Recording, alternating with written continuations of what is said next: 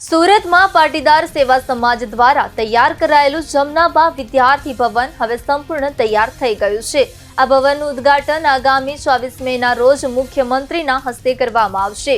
સુરતના અભ્યાસ માટે આવતા વિદ્યાર્થીઓને સુવિધા મળે તે હેતુથી આ વિદ્યાર્થી ભવન બનાવવામાં આવ્યું છે। ખાસ કરીને ધોરણ 12 પછી અભ્યાસ માટે સુરત આવતા પટેલ સમાજના વિદ્યાર્થીઓ અહીં રહેવાની સુવિધાનો લાભ લઈ શકશે। માહિતી મુજબ એક વિદ્યાર્થી માટે વાર્ષિક 40,000 ફી નક્કી કરવામાં આવી છે। જો કે વિદ્યાર્થીઓને સરકારી સહાય તેમજ પાટીદાર સેવા સમાજ તરફથી નિઃશુલ્ક રાખવાની વ્યવસ્થા પણ કરવામાં આવી છે। આ ભવનની અંદર અત્યાધુનિક અને વિશાળ લાઇબ્રેરી બનાવવામાં આવી છે, જેનો ઉપયોગ દરેક સમાજના લોકો કરી શકશે।